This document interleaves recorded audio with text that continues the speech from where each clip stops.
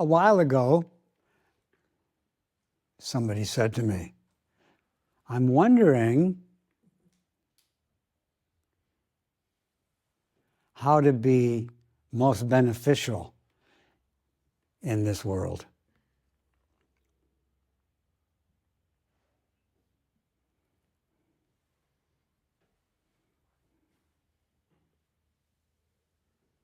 And I think I said something like, that's really good wondering.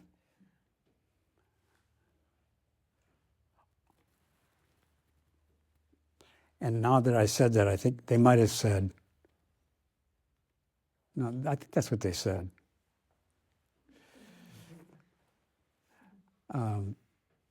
And when they said that, I thought of the last couple lines of verses from the 16th chapter of the Lotus Sutra. So the Buddha is expressing these verses, and I'll just say the last two, and if you want me to, I'll say more about the previous several, but the last two verses, which is the last two lines, the Buddha says, different translations, but one translation is, I'm always thinking.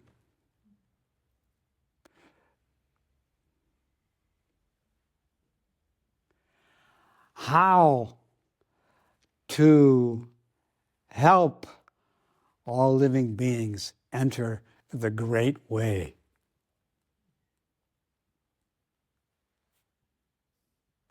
And quickly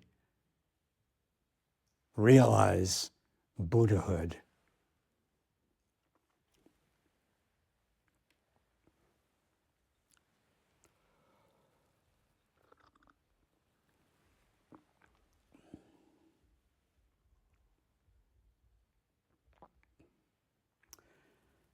Hearing those words, I personally aspire to not grasp them. I think I was really surprised for the Buddha to say, I'm always thinking. Like, aren't you like just greatly enlightened? Aren't you just radiance all over the universe? Mm-hmm. And the Buddha is thinking. What's the Buddha thinking about? How to help beings enter the great way and become Buddhas. When it comes to thinking, this is the thinking. And so I thought of that, and I thought we could also kind of rephrase or say, we could also say the Buddha says, I'm always wondering how to help all beings enter the unsurpassed way and quickly become Buddhas. This is the Buddha's practice, but I feel like the Buddha is inviting us to join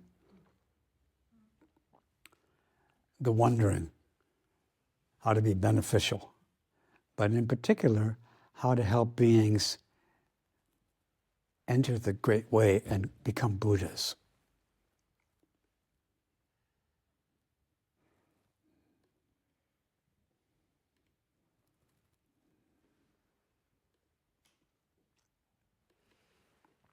And what just came into the mind what just came into this mind, it was, Suzuki Roshi said to me one time that the job of a Zen priest is to encourage Zazen,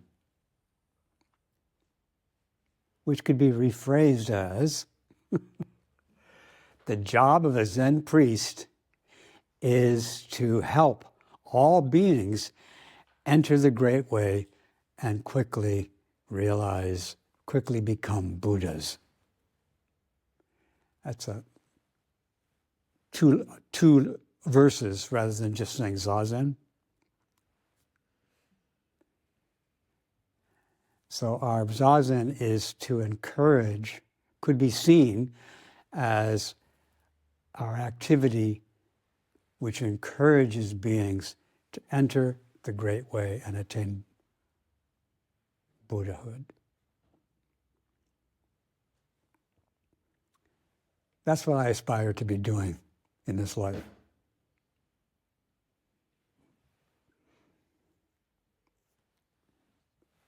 I'm covering my mouth. I'm not supposed to quote my wife, so I'm not going to.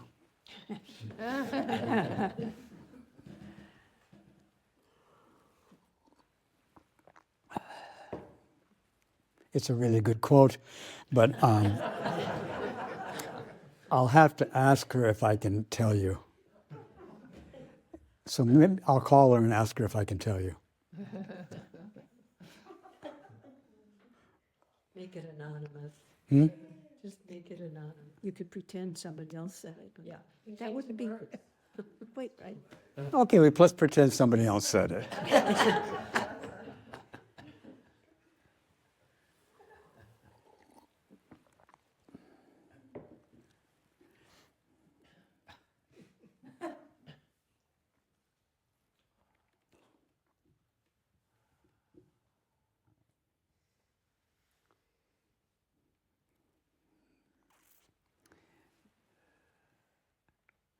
Somebody asked a friend of mine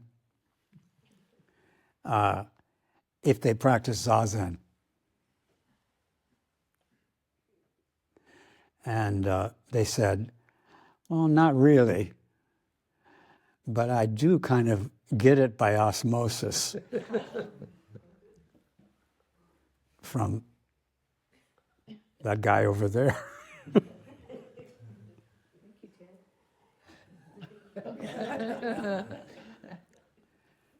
So do you aspire to help all beings enter the great way and quickly realize Buddhahood? You might say, well, no, but I get it by osmosis by hanging out with bodhisattvas.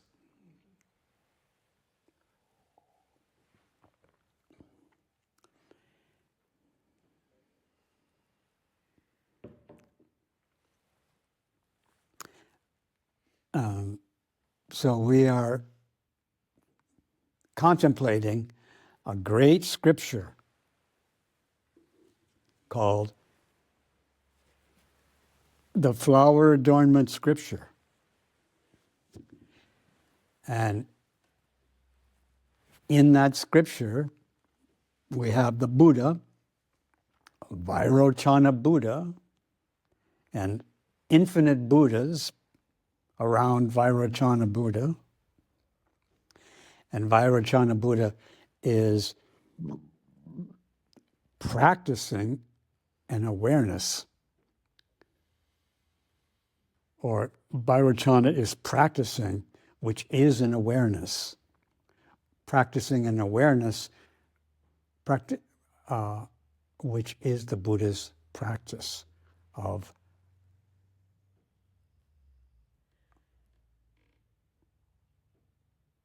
awareness. And this awareness is called the ocean seal awareness, or the ocean seal samadhi. Samadhi is almost an English word now, but I don't know, not quite maybe. Zazen is now in the dictionary. I don't know, I think samadhi might be. Dharma is, I think, in the dictionary. Anyway, the Buddha's awareness is called ocean seal samadhi. In other words, an awareness that's not distracted, that's open and relaxed, and in which the ocean is sealed.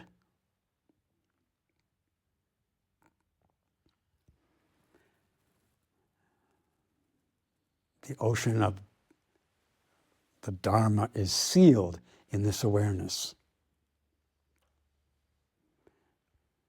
That's the name of the Buddha's awareness in this vast scripture. An awareness in which the ocean is sealed. And as I mentioned this morning, one could say that our life is superficial. and immeasurably profound.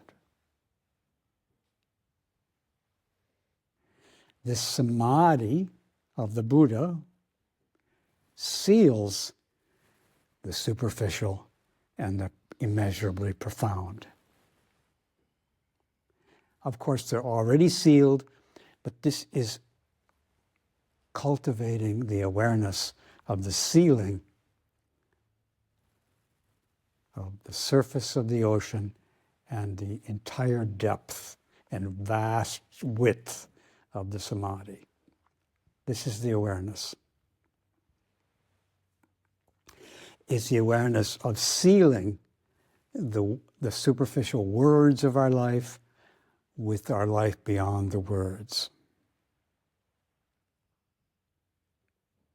It's using and playing with words to realize what's beyond words. Like, for example, the Buddha says, I'm always thinking of how to help beings. I'm always wondering how to help beings enter the unsurpassed way. These are words which the Buddha is uniting with what's beyond words, namely the unsurpassed way.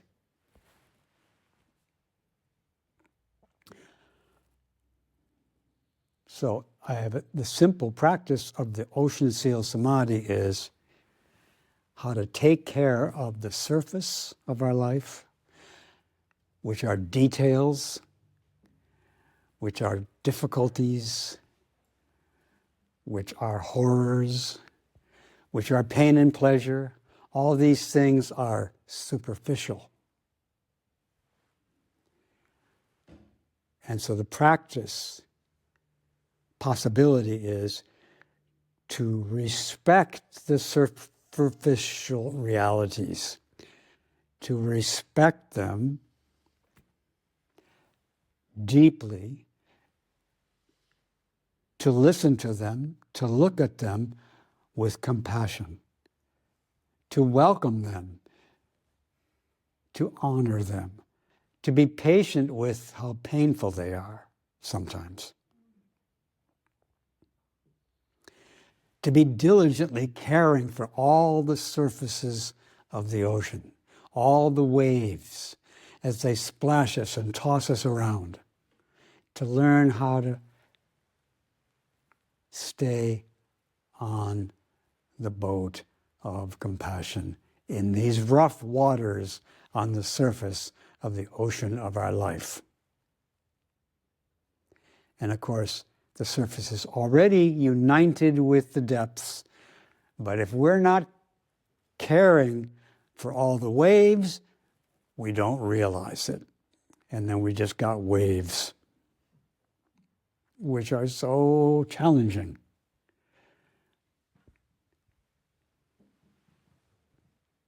So, simply taking care of what's happening now with great compassion, we realize the wisdom of the entire ocean, which is the unsurpassed way of the ocean seal samadhi.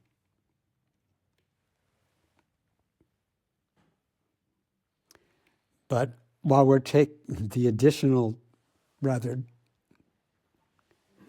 very difficult thing to do is, while we're taking care of the surface, while we're taking care of the words in this compassionate way, which is so wonderful and has such great potential, all this must be done without trying to get anything.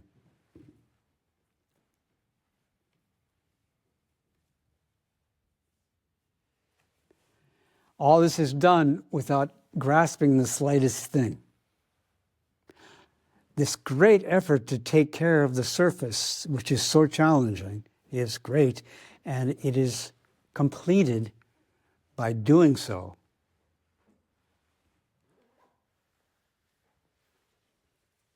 with no attachment. To what? to caring for all these things, for all the things and caring for them, and also no attachment to the ocean seal Samadhi. No attachment to helping beings enter the great way. In the Lotus Sutra, the Buddha didn't say, I'm always thinking of how to help living beings enter the great way without having any attachment to them entering the great way. I want all beings to quickly realize Buddha and without any attachment to their quick realizations.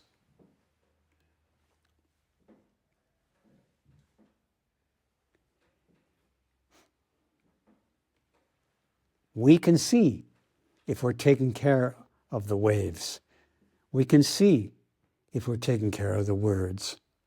And we can also maybe see if we're attaching to our caregiving, if we're grasping something in our caregiving. We might be able to see it. If we can't see it, but we are grasping, then of course we often need to go spend time with a friend who's trying to do the same practice and ask them how we're doing. And they might be able to ask us some questions so we realize that we are attaching. We can notice when we're trying to help somebody. We can often notice that we are trying to get something or we're trying to help them. We can be trying to help ourselves and notice, I'm not just trying to help myself, I'm trying to get being helped. We can notice that, but we don't always notice it, so we need to bring our effort to be diligent with no attachment to a friend and say, this is what I want to do, how am I doing? And the friend might just say, I hear that you want to take care of all the surface details of your life with minute attention and be thoroughly caring and diligent with everything without attachment. Is that right? And we might say yes. And then we might notice, oh yeah, I am attaching. They don't have to accuse us. They don't have to say, you're doing it wrong. They can just ask us some questions and restate our intention. And we notice, oh my God, amazing. I'm sorry. And then back to work.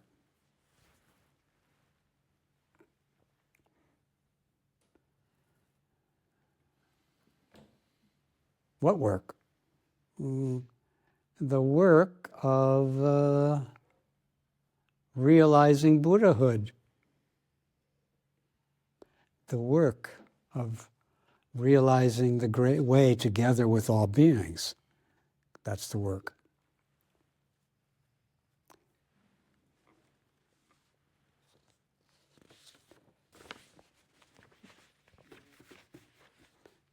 So this is some words from me about the ocean seal Samadhi of the flower adornment scripture.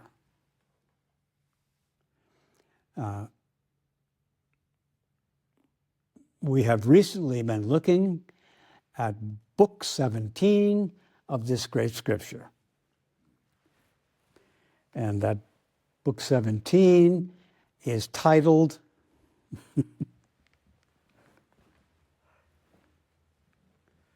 The Merit of the First Arising of the Thought of Awakening. That's the name of the chapter. The merit of the first arising of the thought of enlightenment. The first arising of the mind of awakening.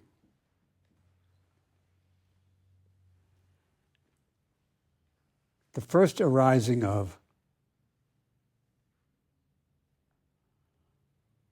I want to help all beings realize, enter the great way, and quickly attain Buddhahood. I want to help all beings attain Buddhahood. This chapter is about the first time we have such a thought. The first time we aspire to Buddhahood with everybody, for everybody.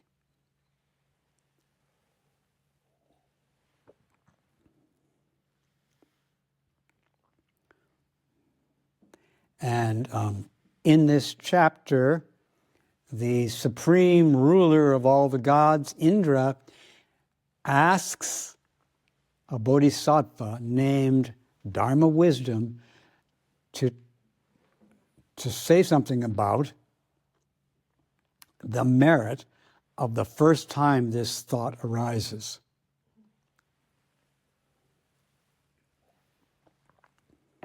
So in the Lotus Sutra, the Buddha expressed the wish to help beings realize Buddhahood.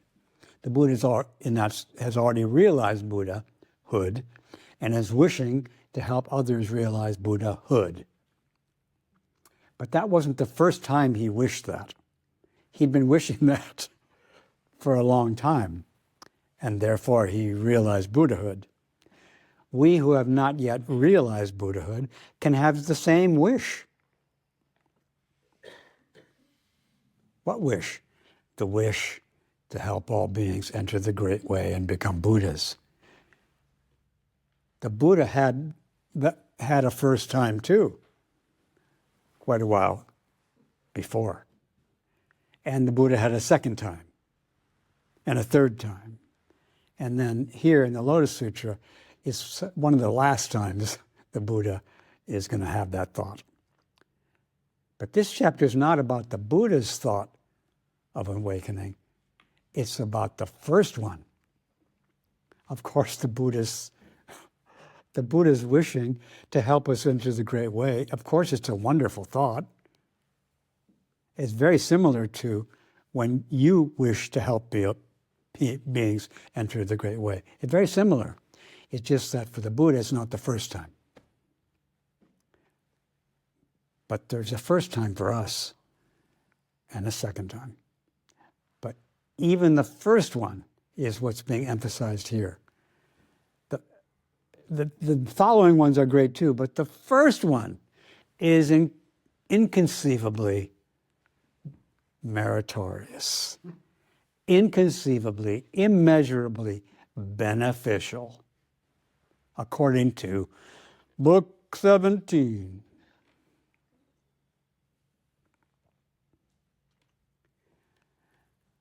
So the supreme ruler of the deities asked the Bodhisattva Dharma Wisdom to say something about the extent of how wonderful this first thought of awakening is. And to make quite a long story short, the Bodhisattva Dharma Wisdom says, basically, that the merit of the arising of this thought, the first one, the merit of the first arising of this thought is immeasurable. It is like the depth of the ocean of Dharma. It is immeasurable, the merit of it.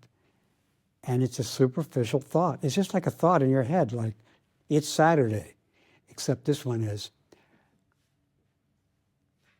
I totally want to help all beings become Buddhas. I'm really committed to that. I really want that. I think that would be so great. And I can't measure how great it is, but I still have this thought. And thoughts like that can continue for a long time until Buddhahood. And then at Buddhahood is physically similar, it's just not number one. And so the sutra is basically saying, number one, the first time you have this thought, it's basically the same as the one the Buddha has. They're the same. It's just that one's complete Buddhahood in the form of aspiring to complete Buddhahood. But the aspiring is what makes Buddhahood possible. And the Buddha had an aspiration for a long time and took care of it for a long time and realized the way. So by this thought, the sutra says, is by this thought that realization is fully manifest in the world.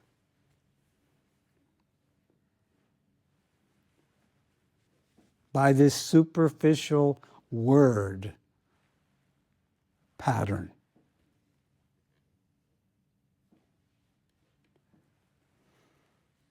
And so the sutra, after explaining that the merit's infinite, basically, not even doesn't say infinite, it just says immeasurable.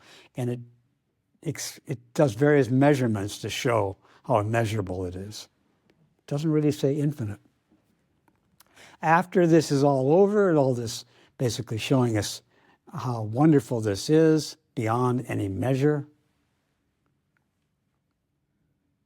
then there's a few more words in that chapter 17. A few more words, which, for example, are,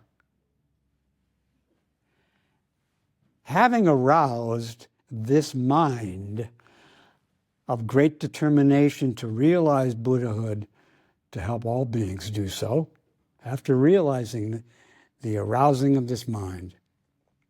And then it says, one translation says, he is able to know he is able to know the first attainment of true awakening, as well as the final nirvana of all Buddhas of the past. Having aroused this mind, having this mind aroused, he is able to know for the first time the attainment of true awakening.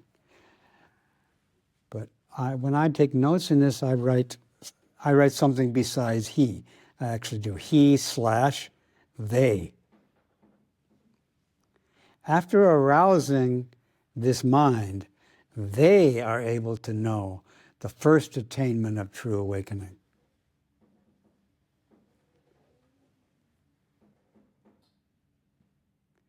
And then I often have another slash.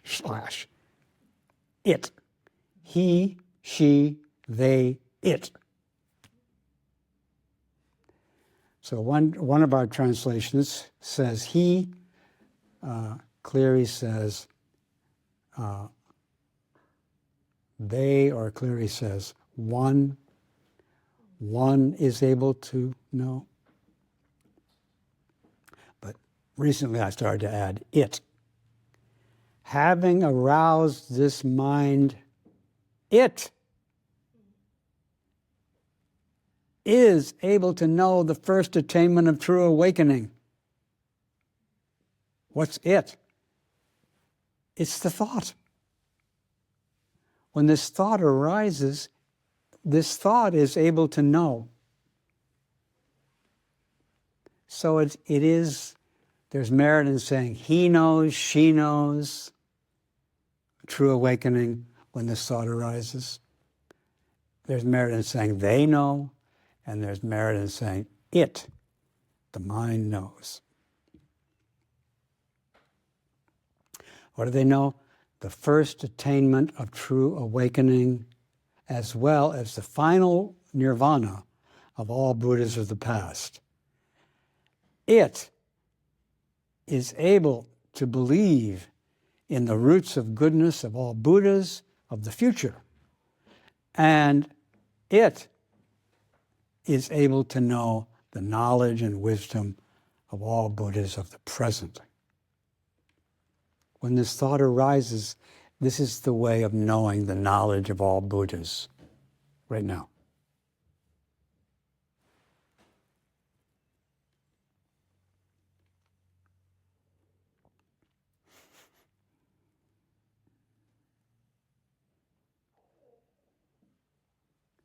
I want us all to enter the Great Way, but I'm not trying to talk you into it.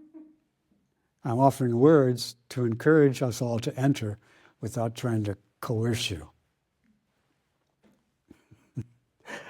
After bringing forth this mind, again, that's what the sutra says, after bringing forth this mind. But we could also say, after this mind comes forth.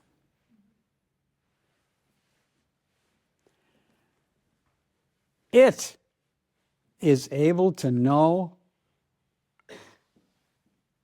the first realization of right awakening.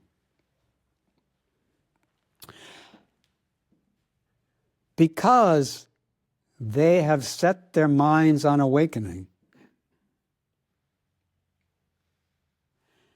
Because the mind is set on awakening,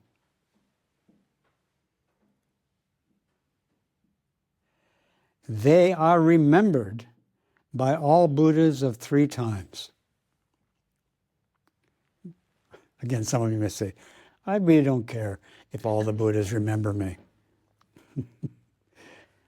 But now that you mentioned that, what does it mean for the Buddhists what does it mean for the Buddhas in 3 times to remember me?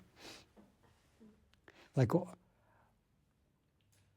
when the mind is set this way on awakening, the Buddhas of the past remember you. The Buddhas of the future remember you. And the Buddhas of the present remember you.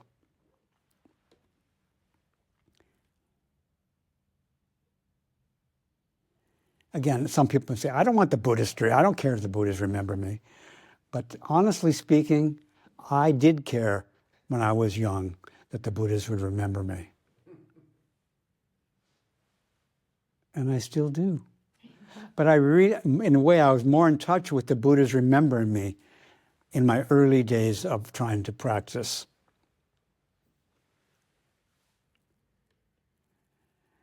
For example, I didn't try to get Suzuki Roshi to like me. I actually was open to the possibility that he didn't really like me, or not, that he hardly noticed me.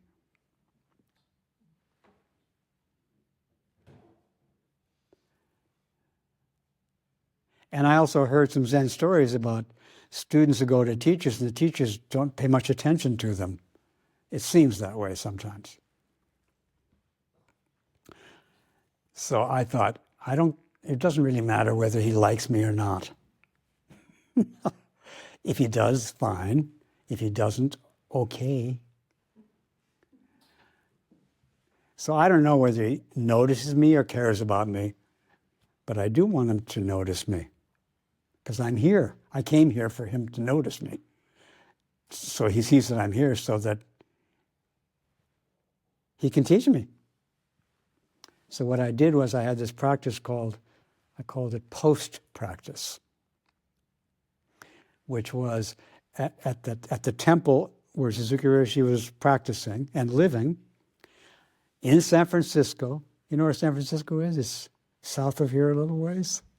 Over the Golden Gate Bridge, there's a city called San Francisco. And in San Francisco, there's a street called Bush. And on Bush Street, there was a temple. And Suzuki Roshi lived in that temple on Bush Street. 1881 Bush Street. And I came to San Francisco to practice with him. And I was fortunately able to move into an apartment immediately across the street in 1824 Bush Street. And so I went across the street and sat in the zendo in that temple. And the zendo was on the 2nd floor. And there were stairways going up to the zendo. And at the bottom of the stairway was a post and a balustrade. And when Suzuki Roshi went up and down those stairs, when he got to the post, he put his hand on the post and turned the corner to go wherever he was going, or even put his hand on the post to walk out of the temple. He put his hand, the post had a nice knob on it, like the top of somebody's head. He put his hand on that, and a lot of other people put their hand on it too. It was not just Suzuki Roshi's knob to put his hand on. But he did. And I thought, I'm just going to be like that post. I'm going to just be in the zendo, and I'm just going to be a piece of furniture that he has to deal with day after day. I'm going to be there, and he's going to learn that I'm there. And he did learn that I was there. Now, maybe he knew before I started this practice, but I made myself available. And so he remembered me. And then even when I wasn't around, even when he couldn't see me or put his hand on my head, he remembered me so he could say,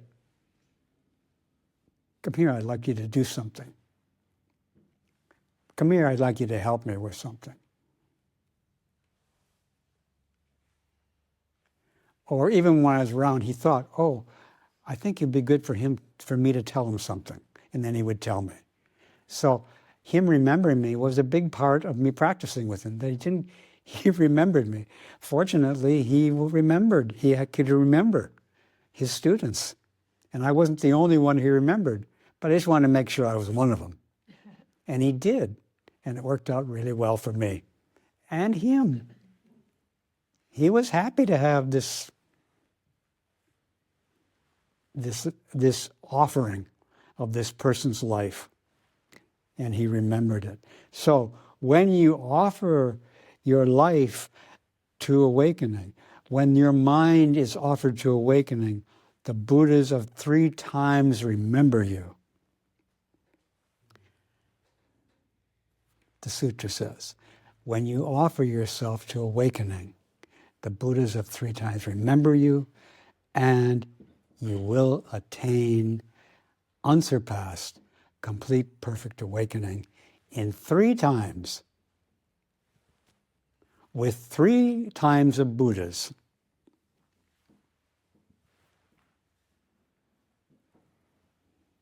Another way to say it is, because the mind is set on awakening, it is remembered by Buddhas of 3 times, and it will attain Anuttara Samyak Sambodhi. Of all Buddhas, it will attain unsurpassed awakening of all Buddhas in 3 times.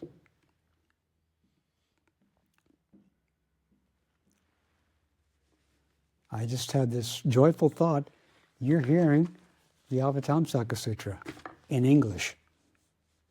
How wonderful. How amazing this sutra is.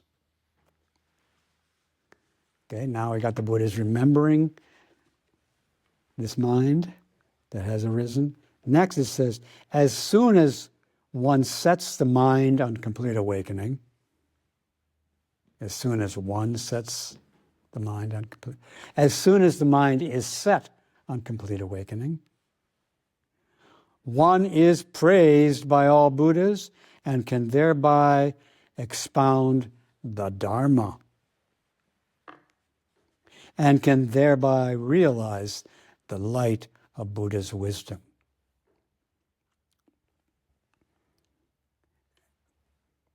Okay, that's the sutra.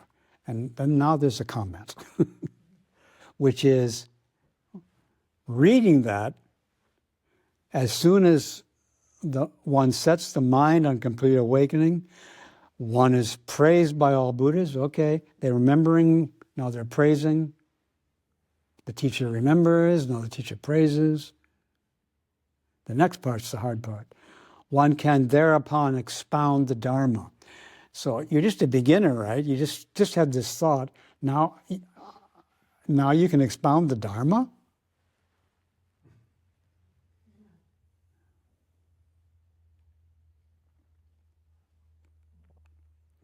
It doesn't mean now you can give a lecture at the San Francisco Zen Center.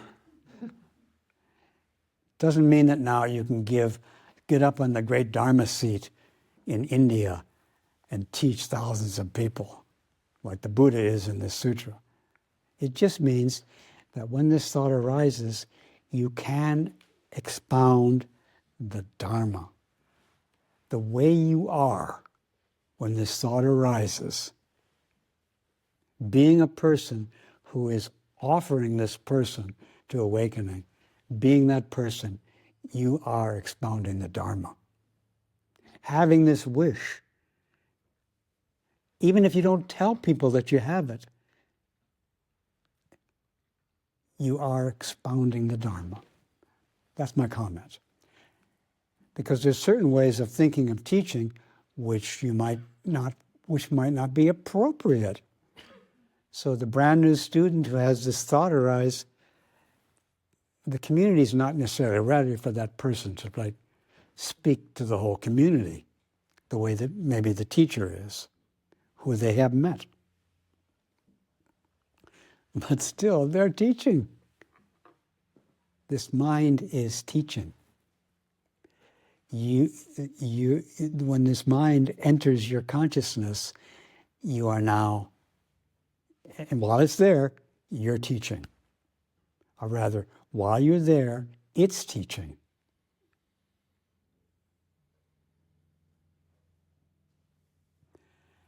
And how is teaching? As a superficial aspect and a profound aspect. So, for example, one might have this thought arise at the Zen Center on Bush Street back in the 60s. And one might go into that Zen, and then with this mind arisen, one might go into that Zendo and sit. And sit as an offering to awakening. And sitting as an offering to awakening expounds the Dharma. You might not be sitting there thinking, I'm expounding the Dharma, but you might be saying, I am sitting here because I do actually aspire to be a Zen student, a Bodhisattva, a Buddha. Sitting and offering yourself is teaching the Dharma. And it just might be encouraging the people sitting to your right and the left, who might also be teaching you by sitting to the right and the left for the sake of awakening, for the sake of the awakening of all beings.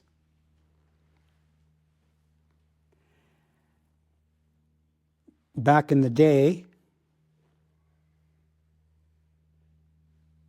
back in the 60s, people didn't very often say to me that they were really inspired by me going to the Zendo and sitting. They didn't. I don't remember them saying that. But as time went on, and I kept doing this practice,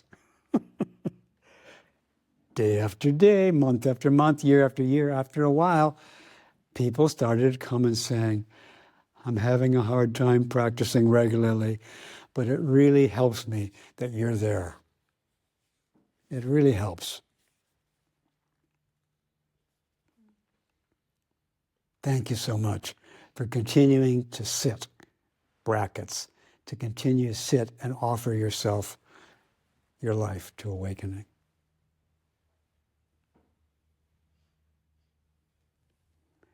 And when they told me that, they were teaching me to continue to practice.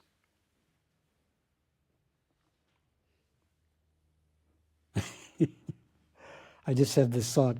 Zen Center moved from the place on Bush Street over to a place on Page Street. And I went and practiced there then after that. And during one period of extended sitting at Page Street, I got sick. I got the flu. And I don't know if my original seat, in that Zendo, there's like a main room and then there's a side room, which is a hall. And they call that the outside tan.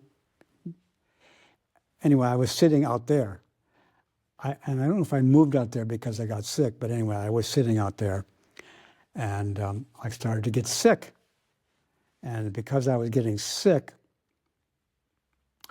I started to opt out of certain phases or certain aspects of the retreat, of the sesshin. So the sesshin has sitting, walking, chanting sutras, meals, and work period. Has all those aspects, which I would usually participate in, and which I did participate in at the beginning, like the first day I participated. Did you get the picture? And while I was participating, I was starting to feel sick. So the next day I felt like, well, maybe I should take a break during the work period. And I talked to the leaders, one of them being me, and I said, could I rest during the work period? And I was supported to do so. And then the next day, I felt like, well, I think I will continue to rest during work period, but I think I'd also like to rest during meals, which take a lot of effort. So then I stopped resting during meals. Then I felt even sicker, and I started to rest during the sutra chanting.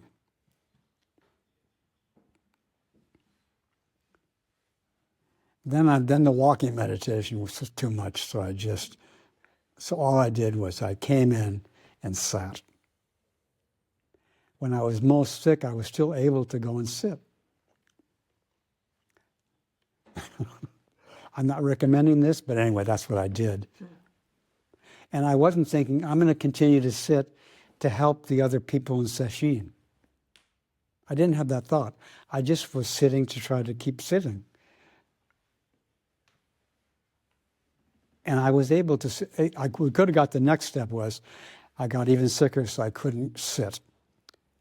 Suzuki Roshi did get so sick finally that he couldn't go to the zendo anymore. So I didn't know about that. I didn't know that was going to happen, but that did happen. And I was able, however, in this particular case, to continue sitting even though I was pretty sick. And then, I'm laughing because my next question is kind of funny. The next question is, and then what do you think happened next? That's my funny question. There it is. What do you think happened next after I could just sit? I couldn't do anything else in the sesshin. Couldn't sit. Hmm? Couldn't sit anymore. No, I continued to be able to sit. You got better. Pardon? You got better. Yeah, I started feeling not so sick. I wouldn't say it's better, but I was less sick. And then I started to do the walking meditation. And then guess what happened? I felt less sick. And then I started to go to the chanting, and I felt less sick. Then I started to go to the meals, and I felt less sick. Then I started to go to the work period. So by the end, I had recovered.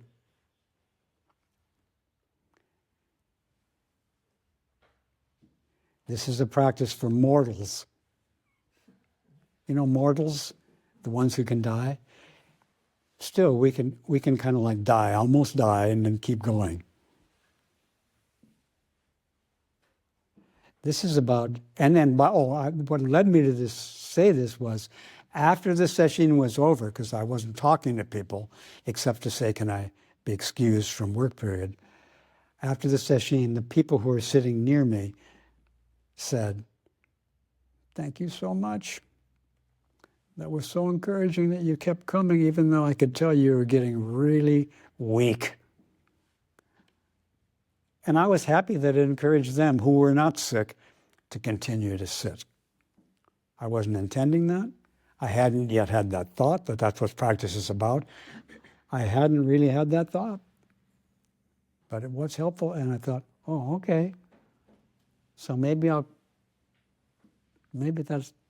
would be good to continue sitting for others. As soon as the mind is set on complete awakening, one is praised by all Buddhas and also by one's friends who are sitting with you, and thereupon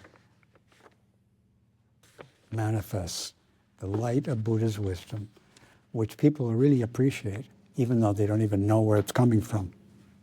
Well, it's coming from me. This light, where is it coming from? Having set their minds on unsurpassed, complete, perfect wisdom, they make offerings to all Buddhas in 10 directions and 3 times. They could have been doing it before, but now this mind is doing it. And also, they do it without grasping anything. This mind makes offerings without trying to get any approval or appreciation from the Buddhas. Of course, the Buddhas have already praised us. We might be trying to get more. And I cannot resist bringing up another scripture, which is called the Buddha Treasury Scripture. And I brought it up because in that scripture,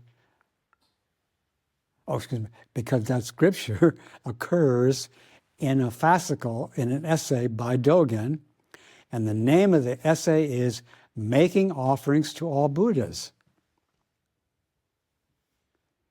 What did I just say? When this mind arises, it makes offerings to all Buddhas in 10 directions, all Buddhas in 10 directions 3 times. So, Dogen wrote a fascicle called Making Offerings to All Buddhas. He didn't say in 10 directions 3 times. Anyway, making offerings. And so then in that fascicle, he quotes this sutra where Shakyamuni Buddha is saying, I just saw, it's what time it is, and I'm amazed. So you must be tired of hearing me. One person, no. Okay, anyway, in the scripture that's quoted by Dogen, in that scripture, Shakyamuni Buddha says that Shakyamuni Buddha, baby Bodhisattva Shakyamuni Buddha, Bodhisattva Shakyamuni, who had this thought of awakening, made offerings to a lot of Buddhas and did for a long time and in many ways. And he goes through various Buddhas. So I made offerings to this Buddha for a long time in all these ways, amazing offerings. And the Buddha did not basically praise me. The Buddha did not approve of my practice. The Buddha did not predict me to Buddhahood. Even though he's doing what the sutra says you would do if you had this thought. And then, but he says, and why? Because I was trying to get something. Because I was trying to receive something back.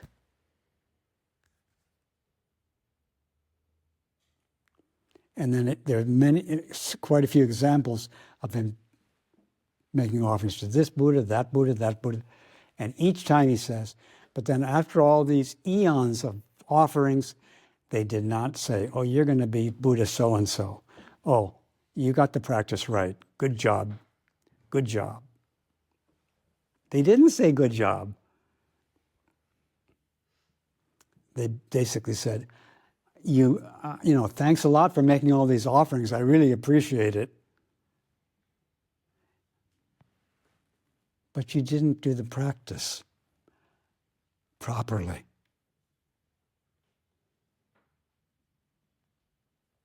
You're trying to get something.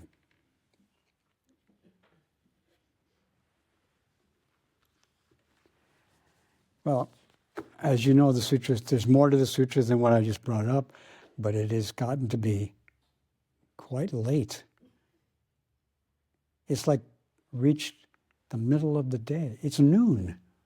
Congratulations for putting up with this all the way to noon.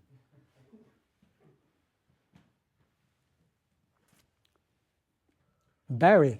Yes, I wanted to express my gratitude and share with you my first superficial awakening, which was at the yoga club when Donald Trump had just been or was going to be elected, and you spent the evening talking about the other.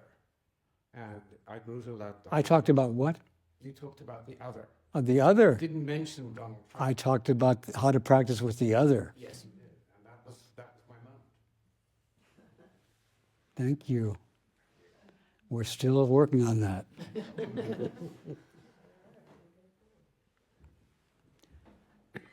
On the surface of this ocean, there are some terrible, shocking waves. We're still trying to learn how to ride those waves with compassion, with respect, without hatred, with patience. It's so terrible. We're still working on it. And I don't think the surface of the ocean is going to suddenly become calm. I think it's going to continue to have waves. Some of them, maybe some days, it'll be calm. But then the next day, there's going to be a tidal wave. And I remember in one Zen text it said, "What are you going to do when the big white wave comes?" What's the name of the movie? Is it about Australian Aborigines? And it has this big wave coming. What's the name of that movie? Last Huh? wave? What's it called? I'm not sure. The last wave? The Last Wave, yeah. The name of the movie is The Last Wave, and at the end of the movie, big waves are coming, and also one's really big going to come. What are you going to do? We look for a practice to ride the waves, and if we practice well, we can ride the waves without attachment, and then we realize the whole ocean. It isn't just us that are good surfers. It's us surfing properly, which realizes the meeting and interfusing of each wave with the whole ocean.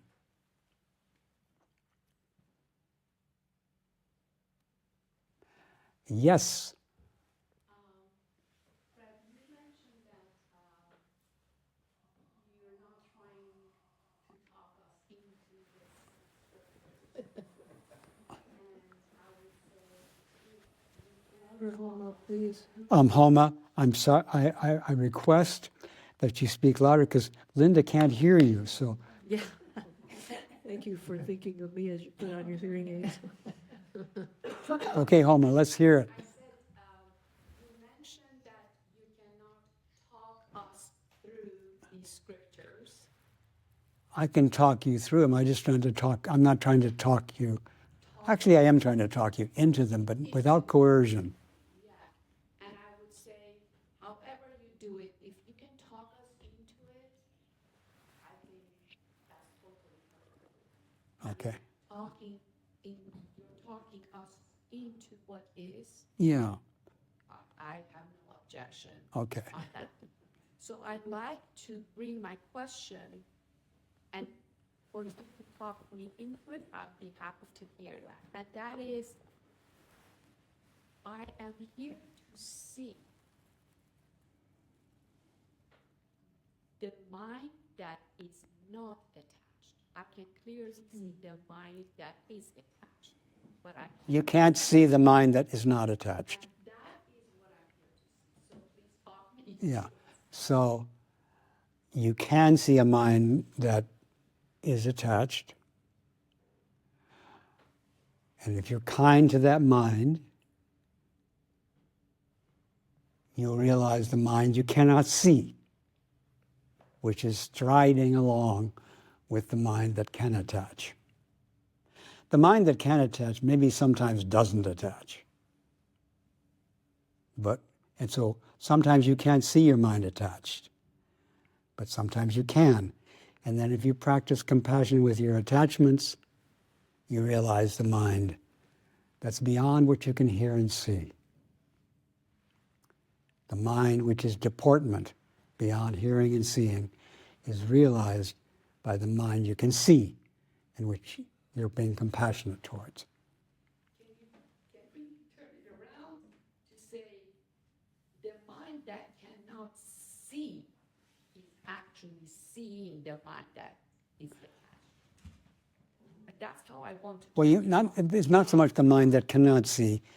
The mind which is not limited to hearing and seeing sees the mind that is seeing and hearing. So the Buddha has a mind which doesn't fall into seeing and hearing, is beyond seeing and hearing, and the Buddha sees all the beings who are into seeing and hearing.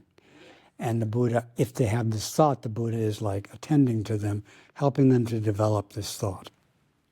That's the mind that I like. This is how, okay, yes. That's the mind which you want to help people enter. But again, that mind is interfused. That's the mind where the depth is interfused with the surface. The Buddha mind isn't just beyond hearing and seeing, it's also, I'm thinking, I'm seeing. So on one level, the Buddha thinks and sees, but the Buddha is also beyond seeing and hearing.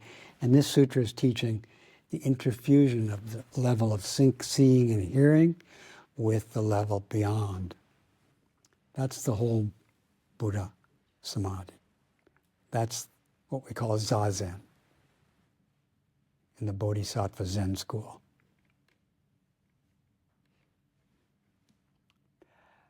Kim and Linda. You also said that the Buddha is a past, present, and future, and the 3 times that Yes. somehow affects the past too. So I was curious if you could talk a little bit about that. Well, one thing that just comes, do you say a little bit? Okay, here's a little bit. When this mind arises, Buddhas in the past who had wished that this mind would arise, they're very happy because their wish, their vows have become realized in this thought arising in you. So the Buddha's wish that beings in the future will have this thought arise. So when this thought arises, for example, in your consciousness, the Buddhas in the past who wished that are saying, thank you, I'll always remember you. Because they are their wish, and you made their wish come true. And the Buddhas in the future, they also are very happy that you have done this in their past.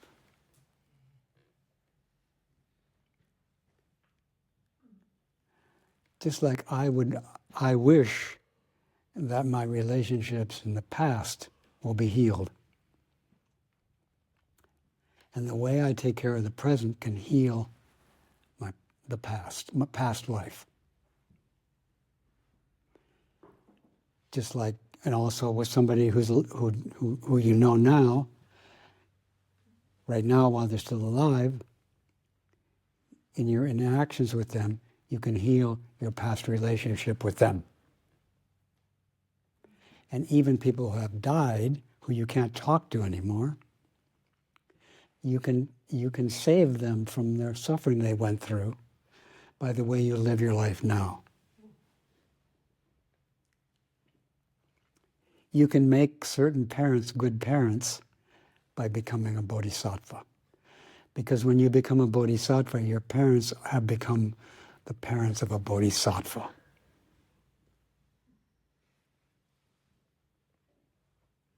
Which makes them wonderful. Before that, they might have been mean to you, impatient with you, disrespectful of you. It doesn't take that away. It just lifts them up by your practice, because they are your parents, and you're practicing.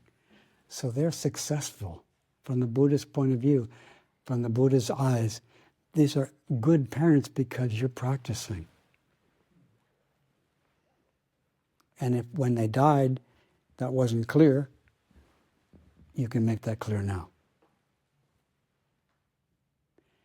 Buddhism, I think, is a tradition of never too late.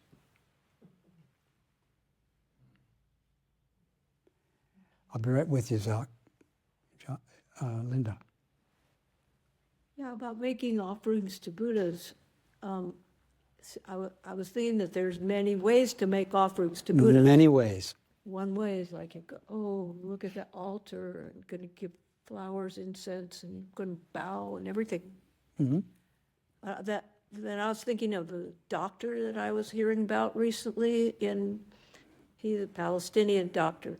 He kept going in under every circumstance with the war zones. He just kept going in, trying to help people. Yeah. No more lights, no more medicine, just going in. So I'd call that making offerings to Buddha. Oh, I do too. And I don't know what to say about him, but when bodhisattvas have this thought, then they can be like him. We don't know if the person who offered to the altar is trying to get something. We don't know. Or that doctor, but We don't know. the way I heard the story, I just had a suspicion that he was not trying to get something. It seems like he might actually be not trying to get anything, because if he was, he might not have been able to continue. But we don't know. If he comes and asks us, well, I'm doing all this stuff, what do you think? And say, well, were you trying to, if he came and asked us, did you see on TV what I've been doing? So I did, and I'm so happy. I said, how am I doing? He said, were you trying to get anything? And he might say, yeah, I was trying to get something. I say, well, that maybe get over that part. Say you're sorry about that part. All the other stuff's good. Just drop the trying to get something. But maybe he'd say, no, I wasn't trying to get anything. I'd say, great. That's just great. You're the greatest. And they might say, oh, I just saw that I was. Yeah. This thought enables us to be like that Palestinian doctor. We want to be like that doctor, of course, but without getting anything, because that undermines the goodness of it. Jacques, Well, first I would say thank you. you're welcome. I'm here in about coercions. I'm here. I'm in the past. I'm in the future. Mm. And I think it's the hardest thing that I've learned now is to be here. Not by coercion, but to be here by choice. Suffering with love, with everything. And it's taken a long way to realize that. And what you said today have just clicked. I think that it is the hardest thing to do. Because when I'm here, I'm also in the past because of ancestors that I came before. I've just had the opportunity to acknowledge them in the past year and to come to a peace very much of acceptance of where I come from. And I look forward to where I'm going. I'm getting married again. Congratulations. Going toward my Yeah. future. And I see that it's not a fight. It's not an argument.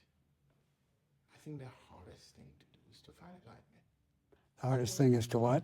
To find alignment. And you cannot fight it. You cannot force it. You must leave it through a path that inspires so that it can be free of attachment. And that is work.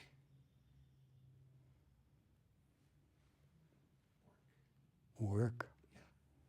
So, like you say, I think that I practice Buddhism, no, because I'm Buddhist, but by osmosis. True friends. And I appreciate that every single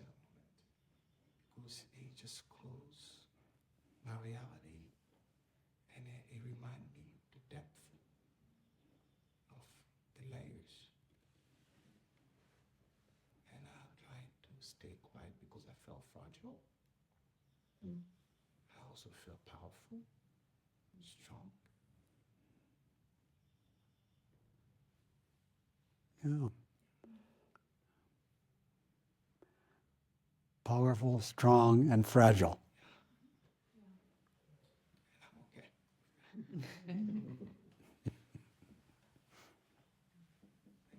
Thank you.